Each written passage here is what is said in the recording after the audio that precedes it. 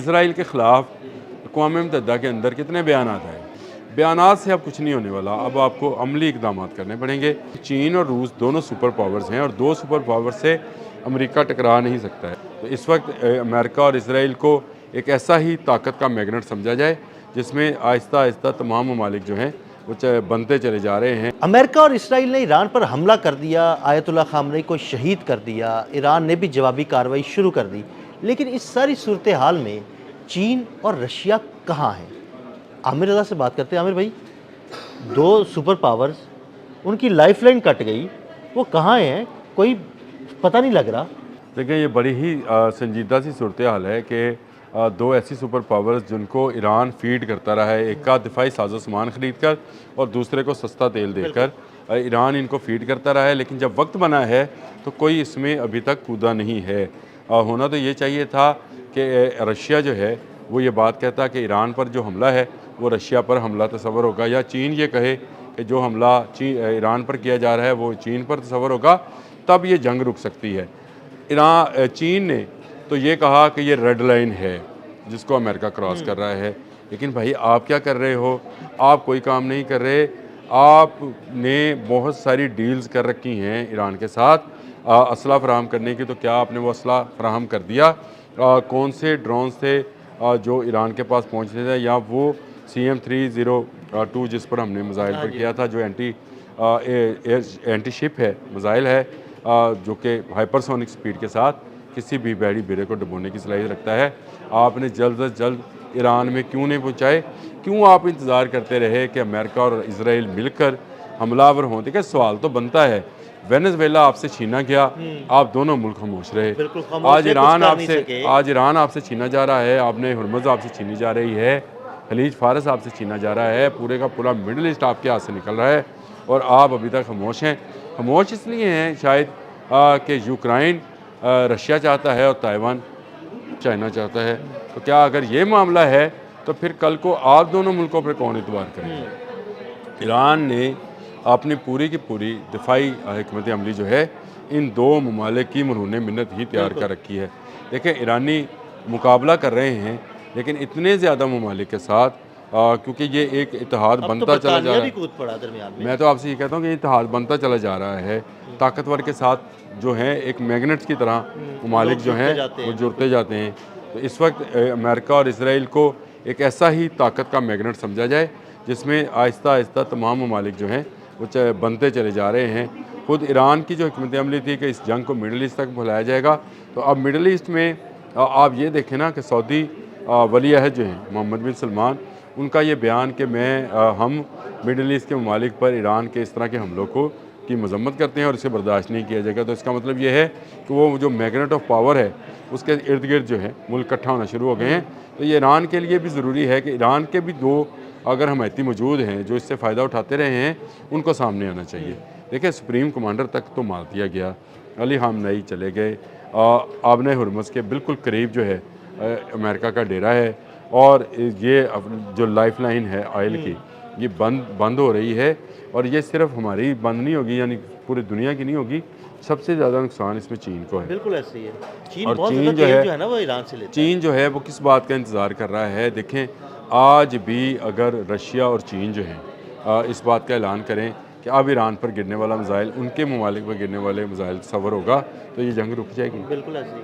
देखें, जो इस्लामी ममालिक से हमारी तवक्कुआत हैं वो तो ईरान के बारे में अब ऐसी बात नहीं कहेंगी, क्योंकि उनके मुल्कों पर तो मिसाइल गिरे हैं। वो कैसे इसको जस्टिफाई करेंगे कि वो अपने ही पर गिराए जाने वाले मिसाइल की दिफा में बाहर आ जाएं?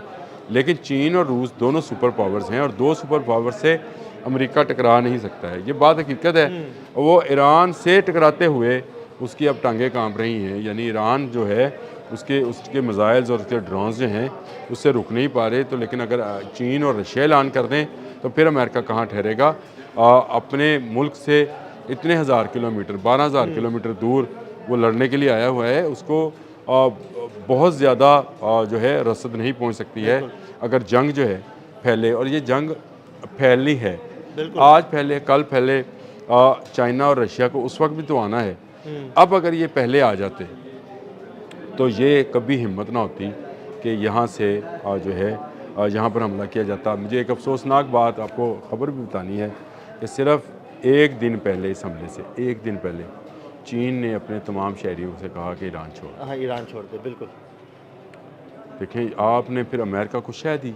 मैं इसको अगर दूसरे अल्फाज में इस्तेमाल करना चाहूँ तो क्या आपने अमेरिका को शह दी कि हम अपने लोग निकाल रहे हैं? अगर चाइनीज़ वहाँ मौजूद रहते तो शायद अमेरिका इस तरह से हमलावर ना हो। बिल्कुल ऐसे ही। क्योंकि अगर चाइनीज़ लोगों की जान जाती तो ये चीन पर बन आती। उसने निकाल ली है।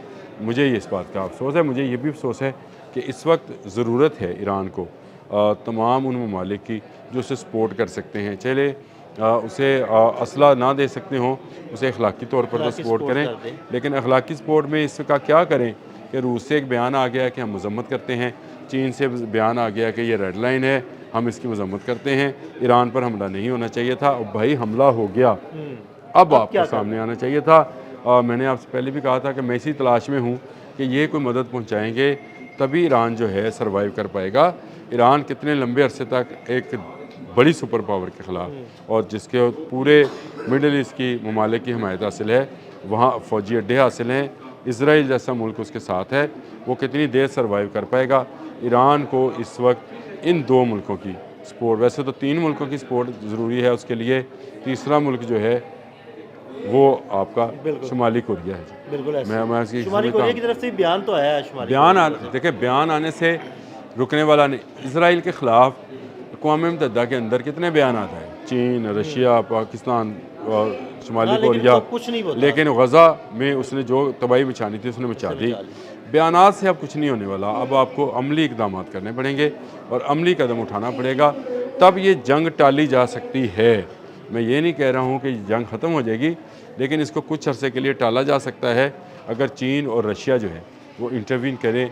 व्लादिमीर पुतिन के मतलब मुझे रात पता चला कि वो जो हैं ईरानी लोगों के साथ राब्ते में हैं और वो कह रहे हैं कि हम उनकी भरपूर अखलाकी सपोर्ट करेंगे।